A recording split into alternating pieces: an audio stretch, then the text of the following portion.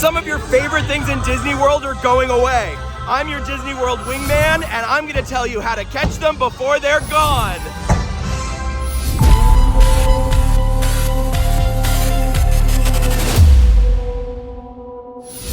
Number 1, the free water park perk. Disney's 2 water parks, Blizzard Beach and Typhoon Lagoon, haven't usually been open at the same time since they reopened after the 2020 closures. One opens, the other closes, and they trade off by season. If you love one more than the other, you normally have to time your trip right or miss it. But summer 2025 was the exception. From May 21st through September 7th, Typhoon Lagoon and Blizzard Beach were both open at the same time. And if you were checking into a Disney-owned hotel during that window, you got free admission to a water park on your arrival day.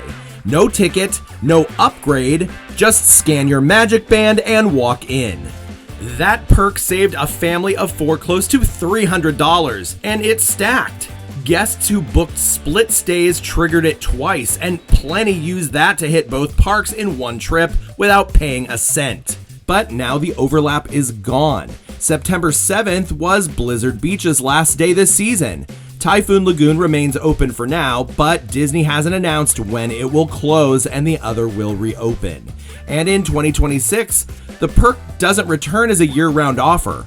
Disney has confirmed it will come back only for the summer season, subject to availability. That means no spring, no fall, and no promise the 2 parks will overlap ever again. 2025 gave you both parks at once. In 2026, Disney hasn't promised the overlap will return. Number 2, attractions on borrowed time. If you're watching this video before February 2026, you still have time to ride Dinosaur and walk through part of Dinoland USA. If you're watching after that, time's up. Those opening day Animal Kingdom attractions are gone. The last operating day is February 1st, 2026. After that, Disney officially begins construction on Tropical Americas, the new land replacing Dinoland USA. That means the dinosaur ride, Restaurantosaurus, the signage, the pathways, all of it will be gone forever. And parts of it are already dead. The Boneyard Playground, closed. Chester and Hester's Carnival Games, gone. What you're walking through now is a land in free fall, but it's still standing, sort of. You can still ride Dinosaur, you can still walk that weird cracked pavement, you can still photograph parts of the land before it gets overwritten. You can still eat at Restaurantosaurus. This isn't just about a ride going away or a land going away, it's about Animal Kingdom's last remaining link to its original theming disappearing. The dig site, the roadside kitsch, the meta storytelling, all of it. So here's your window. Write it, walk it, document it, because after February 1st, you don't get a say in how this land ends. It ends with or without you. Number 3, the deals that feed your whole family. Every so often, and lately it's been more often than not, Disney drops a dining plan deal that can feed your entire family for free. In 2024, we saw the return of something many guests thought was gone forever. Free dining plan offers. At first, it was just for kids, a special package where children under 10 got the dining plan at no charge when adults booked theirs at full price. But it didn't stop there. In 2025, the deal returned for multiple waves, covering summer, fall, and even parts of December. Sometimes it was kids eat free. Sometimes it was a bigger offer for everyone, and sometimes it was limited to Disney Visa card holders or select travel agents.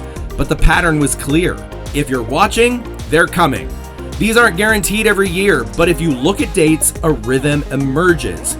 Disney typically announces these deals in January or March, targeting summer travelers, and another wave lands around August or September, pushing bookings for slower fall dates. And if demand is soft enough, you'll see one more push in early December, just before the holidays hit. You usually need to book a full package with hotel and tickets, but some resorts or nights might be excluded. The savings can be massive, especially for families who are planning to buy the dining plan anyway.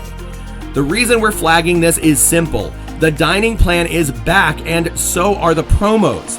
If you're traveling during one of these sweet spots and you're willing to book early, you might end up with a full stomach and zero regrets. Number 4, the lobbies that won't wait. Some of Disney's most magical holiday offerings don't cost a thing, but they're also easiest to miss. Every winter, Disney resorts build entire gingerbread houses, spin chocolate carousels, and open pop-up sweet shops right inside their lobbies. No park ticket, no reservation, just walk in. But here's the truth. These displays don't last long, and they don't always return. The Grand Floridian's life-size gingerbread house is the crown jewel, a massive Victorian bakehouse that doubles as a real working sweets counter. But in 2025, you've already missed it because it's not happening this year. Construction at the resort delayed its return, and while Disney says it'll come back, we've seen these things vanish before. Meanwhile, other resorts are still in play for now. The Beach Club's gingerbread carousel spins daily, the Boardwalk Inn usually has miniature bakery scenes and character treats, Animal Kingdom Lodge usually has its gingerbread giraffe, even the Contemporary brings back an abstract castle. Talking about things that went away and never came back, one year we did see a gingerbread lighthouse over at the Yacht Club. It was there for 1 year and gone the next. And around Easter, the Grand Cottage returns inside Grand Floridian lobby, a pastel kiosk full of spring desserts. That one disappears in a blink if you don't make it there in time. These offerings are here today and gone tomorrow, but if you want to see them, you have to plan ahead, because blink and you'll miss them. Number 5, catch these festivals while you can. If you're planning a Disney trip and just thinking, we'll just see what's going on at Epcot, I remember the dates of the festival last year. Well, you're already behind. Epcot runs 4 major festivals every year, and each one completely changes how the park looks, sounds, and eats. But they're not just background noise, they're full takeovers, and if you want to hit the one that actually matches your vibe, you have to be there at the right moment. Here's the cycle. Festival of the Arts usually runs January through mid-February. Short, kind of weird, but incredible. Giant paint-by-number murals, Broadway concerts, food that looks like pop art. If you miss it by a week, it's gone. Flower and Garden usually blooms from spring to July. It's the prettiest festival, full of topiaries, fresh flavors, and a walk-through butterfly garden that only exists while the festival is open. Food and Wine usually hits later in the summer through fall. It's the biggest, rowdiest, and often the most crowded. If you want to snack around the world with 30-plus booths, this is the one. Festival of the Holidays starts in late November and ends right after Christmas. You get storytellers in every country, special treats, and the candlelight processional with a live choir and celebrity narrator. No two are alike, no two overlap, and you don't get a second chance once the booth closes.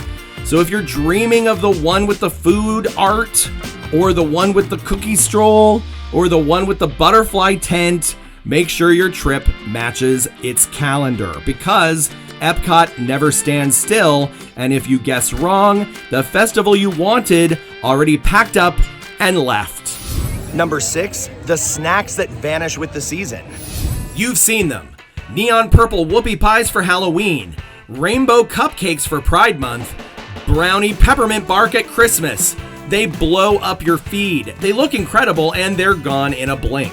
Walt Disney World's limited time snacks and drinks drop constantly, tied to holidays, heritage months, awareness weeks, character anniversaries, and anything else Disney wants to celebrate that month. Some stick around for weeks, some are gone in days. Pride Month, June only. If you want that rainbow-colored confection, you need to be there for the first half of the month before it melts away. Hispanic Heritage Month, Black History Month, Asian American and Pacific Islander Month each bring its own slate of offerings, but often at just a handful of locations like Amorette's, Regal Eagle, or World Premiere Food Court. You miss the timing, you don't get a second chance. Halloween snacks start in August now, but most are exclusive to the Halloween party nights. You can't mobile order them during the day. You can't get them during the day at all. Christmas treats flood the parks from November to at least December 31st, and then they're gone. These aren't menu staples, they're collectibles, and you don't control when they drop, just whether or not you're in the park when they do. So if you've got a snack in mind, or a photo you want, or a color-coded cupcake you saw on Instagram, check the dates and book the trip. Because if you wait until next time, the snack's already in the vault, and we don't know if it's coming back next year. Number 7, the nights that lock you out. Some of the best experiences at Disney World happen after hours, but they're not included and they're not every night. In fact, they don't even run all year, and they sell out before most people even realize they exist. There are two main types: after-hours events and hard-ticketed parties. Both offer low crowds, free snacks, and special entertainment, and both only happen on select nights, then vanish without warning. Here's what they look like. After hours at Magic Kingdom, Epcot, and Hollywood Studios get you in at 7 p.m., but the real payoff starts once day guests are gone. Short lines, quiet pathways, free Mickey bars and bottled drinks. It's the closest thing to having the park to yourself, and it only runs on specific nights a few times a year, and not always in every park. H2O Glow Nights at Typhoon Lagoon. This is the water park version. Neon lights, DJs, no lines for the raft slides, but it's even rarer. Just a few weekends each summer, and only if Typhoon Lagoon is open that season. Some years, it hasn't happened at all. Mickey's Not So Scary Halloween Party and Very Merry Christmas Party bring exclusive fireworks, parades, and treats to Magic Kingdom, but again, they're ticketed separately. No park reservation covers this. No day ticket gets you in. Jollywood Nights at Hollywood Studios introduced a holiday cocktail lounge vibe with rare characters and stage shows. The most popular ones sell out weeks, sometimes months before the event. If you want to go, you need to pick the exact date, be in Disney World that night, and already have the ticket in your hand. Because these nights don't get rescheduled, and they don't put extensions on these timelines. They disappear until next year. Number 8, those weekends that disappear by Monday. If you're not in Walt Disney World during a Run Disney weekend, you barely know it happened. But if you are, it takes over everything. 4 times a year, Disney transforms into a full-blown running festival. Medals, costumes, cheering squads, pop-up expos, and morning races through the middle of the parks. Here's the breakdown. Walt Disney World Marathon Weekend runs early January. Princess Half Marathon in late February. Springtime Surprise in April. Wine and Dine Half Marathon in early November. Each one runs for 3 to 4 days max, and during that window, the energy is wild. Thousands of runners line up before sunrise. Characters line the race paths. Entire parks open early just for them. By mid-morning, they're celebrating with medals in every restaurant and cupcake line. But blink and it's over. The signs come down, the crowds thin out, the magic evaporates, but the traffic gets a lot better. And if you didn't know it was happening, you missed the whole thing. These weekends aren't broadcasted, they're booked. So if you want to be there when Disney turns into a finish line party, or if you want to avoid the hotel surge pricing and early bus delays, you have to check the calendar before you commit. Because these aren't festivals, they're flash events, and if you wait until Tuesday, they're already gone. Number 9, seasonal discounts that quietly save you hundreds. Disney doesn't always put a spotlight on this one, but almost every year, seasonal discounts quietly land on tickets and hotel rooms, and if you time it right, you can save hundreds. Room-only offers show up several times a year, often topping out around 20 to 30% off deluxe resorts, with slightly smaller savings on moderate and value resorts. They're most common during slower travel windows like late summer, early fall, and again in the winter months. Occasionally, these promos come bundled with extra perks, like a dining and shopping promo card when you book as part of a package, but not always. On the ticket side, you'll also see special offers aimed at Florida residents, Disney Plus subscribers, and even the general public, like the 4-day 4-park Magic ticket that returned in 2023 and 2024. These usually drop in spring or summer and only stick around for a limited time before vanishing. Are they guaranteed every year? No. But they've been reliable enough in enough different forms that they're worth keeping an eye on. So don't expect Disney to shout about them, but do some digging and you just might find some magic. Number 10, the land you can still see. You can't ride Liberty Bell. You can't explore Tom Sawyer Island. You can't cross the Barrel Bridge or disappear into the caves or float around the bend of the river with nothing to do but stare at the trees. And you never will again. The entire Rivers of America area in Magic Kingdom, including Tom Sawyer Island, the Liberty Bell Riverboat, and the surrounding walkways, has quietly entered extinction. No farewell ceremony, but the construction walls tell the truth. This land is not coming back. And that makes this moment strange because for now, you can still see them, peeking out from behind walls in Liberty Square and Frontierland, fading in the distance beyond the now drained Rivers of America. The fort is still there, the landing's still there, the island still looks like it's waiting for you, but it's not.